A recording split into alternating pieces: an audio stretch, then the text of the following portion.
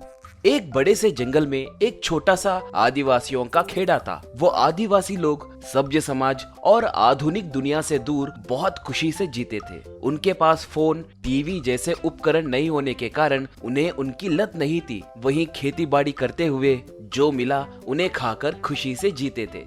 उस खेड़े में चकमा नाम का एक बच्चा उसके माता पिता के साथ एक छोटे से खेत में खेती बाड़ी करते हुए रहता था। एक बार वो लोग जब घर जाने लगे थे, तभी एक जगह पर थोड़े लोगों को गांजा उगाते हुए देखते हैं।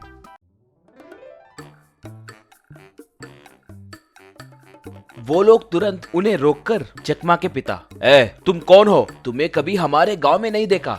यहाँ गांजा उगाना अपराध है। शराफत से इन्हें उखाड़ कर लौट जाओ, कहकर पुकारा। उनमें से एक ने किसी को फोन किया।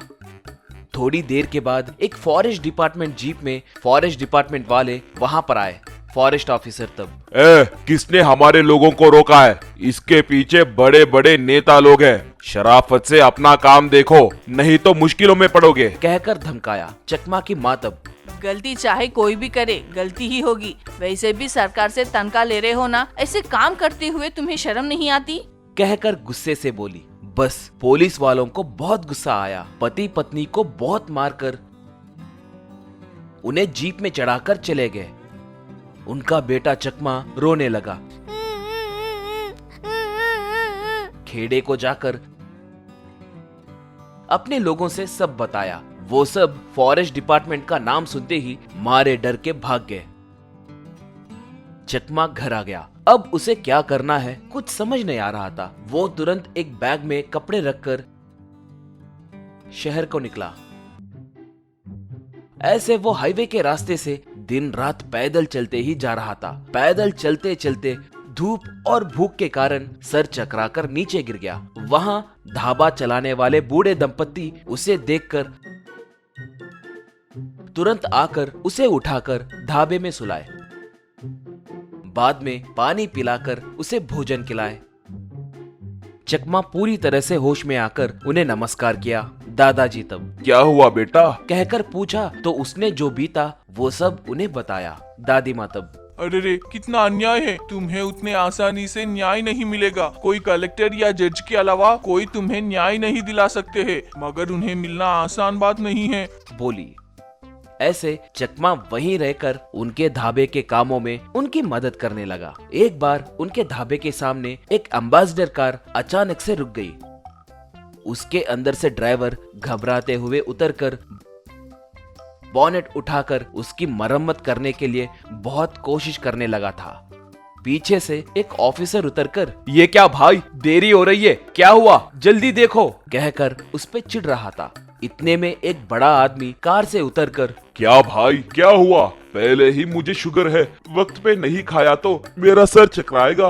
वाह, मुझे बहुत भूख लग रही है, उस ढाबे में कुछ मिले तो खा कर आऊंगा, कहकर ढाबे के पास जाने लगा। दादाजी से वो आदमी, देखिए मुझे बहुत भूख लग रही है, लगता है सर चकराकर नीचे गिर जाऊंगा, जो भी है वो दीजिए, मुझे बहुत भूख लगी है, कहकर पूछा। दादा तब, अरे रे साहब, थोड़ी देर पहले ही सारे आइटम्स खत्म हो गए साहब, तेल भी खत्म हो गया है, अरे अब क्या करूं? कहकर घबराने लगा। तब चकमा, साहब मुझे थोड़ा वक्त दीजिए, मैं आपके भूख को मिटाऊंगा, कहा तो वो आदमी मान गया। चकमा मटन के टुकड़े और मसालों को एक बांस के अंदर रखकर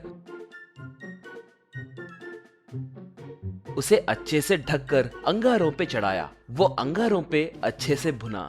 चकमा उसे लाकर उस बड़े आदमी के सामने रखे प्लेट में डाला। बस उसके अंदर से गर्मा गर्म मटन बिरयानी बाहर आई।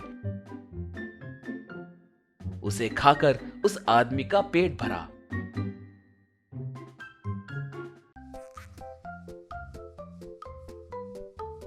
वो, वाह कितना अच्छे से बनाए, तुमने ये कहाँ से सीखा? कहा। चकमा तब, सर मैं जंगल में पला बड़ा हूँ सर, वहाँ पर हम सब ऐसे ही खाते हैं, कहा। वो आदमी, क्या तुम जंगल में पले हो तो यहाँ किस काम पे आए? पूछा। तब चकमा जो बीता वो सब उस आदमी को बताकर रोते हुए, सर मेरे माता पिता को बचाइए सर, देखने में आप बड़े आदमी लग रहे हो, मुझे जज जी के पास या किसी कलेक्टर के पास ले जाइए, मैं आपके पैर पड़ूंगा, कहा वो आदमी हंसकर चकमा के कंधे पे थपथपाते हुए। उसकी कोई जरूरत नहीं है, मैं ही जज हूँ बेटा। कल कोर्ट को आओ, तुम्हारे केस को मैं देखता हूँ। कहा। अगले दिन चकमा उन बूढ़े लोगों के साथ कोर्ट को गया। वहां पर जज चकमा के बातों को रिकॉर्ड किया।